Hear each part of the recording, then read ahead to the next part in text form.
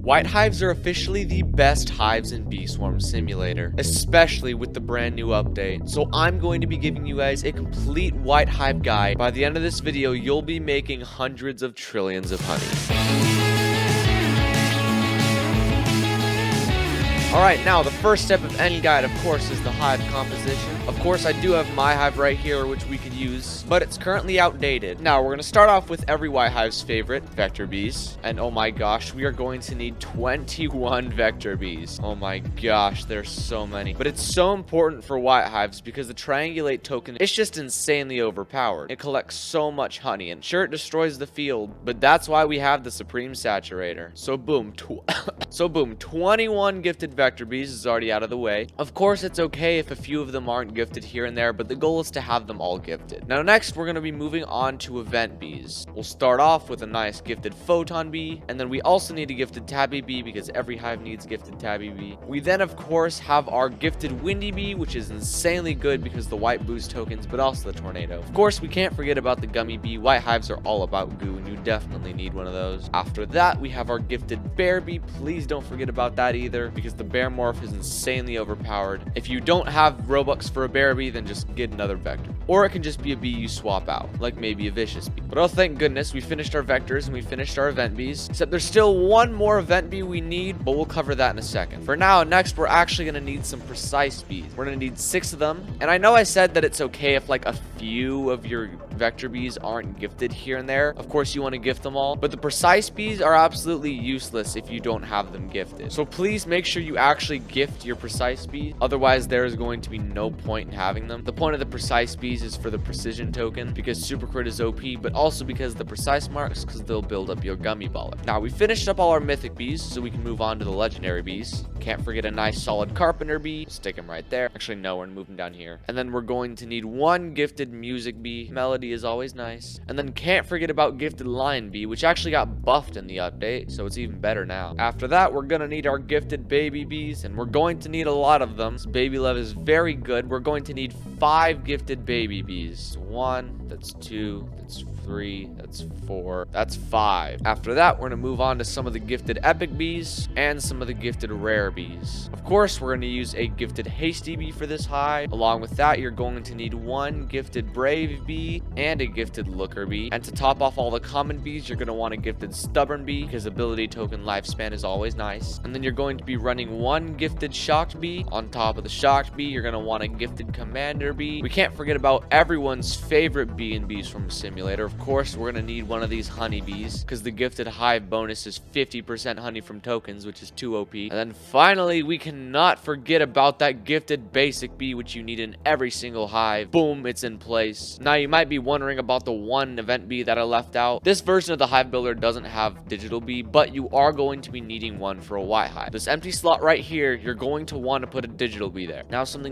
very important about digital bee, make sure that you're grinding red drives and white drives. White drives should be priority, but after that, you can get the red drives. Blue drives don't matter too much for a white hive on your digital bee. So after you get your red drives and your white drives, that's when you want to slowly start grinding up your digital drives. Now, while the hive is important, you know what's just as important? Amulets. Yeah, that's right. The never-ending pain of trying to get that 5 out of 5 Supreme Star Amulet is here. So boom, we're going to start off with the Supreme Star Amulet, which you're going to need. Now, just for the base stats, you're going to want white pollen from bees, critical chance, and bee ability rate. That's pretty tough to get, so it's definitely going to take you a lot of honey. Just try and get as many as possible. But after that, it comes to the double passive. Now, the meta for white hives, you want to use Star Saw. Does Gummy Star and Star Shower exist? Yes, but it's not really the new meta right now. So you want to get that double passive Star Saw along with your Gummy Star. Man, it's overpowered, and trust me, it helps when you boost. Now, before we move on to all the other amulets, which are just as important, I'm going to very quickly cover mutations and bee quips, which despite unpopular belief are important. So please pay attention for this section of the video. Mutations and bee quips are essential. Now, for starters, with your bee quips, these are just all the ones you can use and just put them on whichever bees can get them. them. You're going to want a paper clip. You're going to want paper clips for bee ability pollen and ability token lifespan. Toy horns for the bee ability pollen, but also because melody is good. Toy drums for the bee ability pollen. Paper angels for bee ability pollen or ability token lifespan. You want pink shades, which are extremely rare, but if you can get them, they're good for super crit power and super crit chance. A whistle with super crit power, or if you have one, melody. Geez, if you guys have a melody whistle, then good job. You want to use that thing. You want a beesmas top for the critical power, sweatband for the white gather amount and white pollen, smiley sticker for mark duration or global mark duration, or the honey mark. You're gonna want a charm bracelet for melody and a kazoo for critical power or super crit power, and finally peppermint antennas. Depending on how high the stat is, you're gonna want ability rate. Okay, thank goodness there's bee quips out of the way. Let's really quickly cover mutations, and then we can move on to the rest of the important amulets. Mutations are very fast. On your vector bees, you're just going to want movement speed because it helps them stretch the marks. If you can't get movement speed, then bee ability rate is nice, but if you can't get that, critical chance or instant conversion are just as good, and if you can't get that, then you want to get gather amount. As for your precise bees, you're going to want to try and get movement speed on them. If you can't get movement speed, then try and get bee ability rate, and if you can't get that, then get attack. Now as for your baby bees, your 5 baby bees, your goal is to get bee ability rate, and keep in mind this is very easy to do with the baby bees. It's a lot easier than getting mutations on your mythic bees, because all you have to do is turn on your auto jelly settings to legendary and then require mutation. So it's a lot cheaper than using a ton of neon berries. Just whatever you do, don't forget to feed a neon berry to the bee before you actually start rolling it. But boom, you can see we are now rolling gifted legendary bees. Sadly, we didn't get bee ability rate here, but it's pretty easy to get it. You just gotta keep rolling. So sadly, no bee ability rate here, but it is possible and it's easier to do. Oh, and also keep in mind when you do this, you don't want to do required gifted. Otherwise, that's going to use a heck ton more royal jellies. Basically, after you do get your baby bee with the bee ability rate, you just want to feed your strawberries and do until gifted. Boom, there we go, gifted baby bee. Now, oh my gosh, we just spent so much time on the gifted baby bee. But on your windy and bear bee, you're going to want to try and get bee ability rate, and also put the peppermint antennas on your windy bee or bear bee, or the snow tiara works just as good. This basically helps you get a lot of bear morphs and a lot of white boosts. On your honeybee, carpenter bee, and hasty bee, you want to try and get bee ability rate. For your gummy bear, you want bee ability rate, and for your digital bee, you actually don't want bee ability rate. You want gather amount, because it makes the smiley tokens collect like the entire field. It's a lot of honey. Seriously, digital bee is too overpowered. But now we can finally move on to all the rest of the amulets. One last reminder, make sure you're actually grinding drives on your digital bee, because that's what makes it overpowered. And after the amulets, I'm going to give you guys some of the most important tips on white boosting. Now, first of all, we're going to start with the Supreme Ant Amulet. Thankfully, we already got the Star Amulet out of the way. So for the Supreme Ant Amulet, you're going to want convert rate, critical chance, critical power pollen, and white pollen. It's just going to require a lot of ant challenges, but it shouldn't be too costly. After that is your Supreme Shell Amulet, which is a little tougher to get, but on your Supreme Shell Amulet, you're going to want goo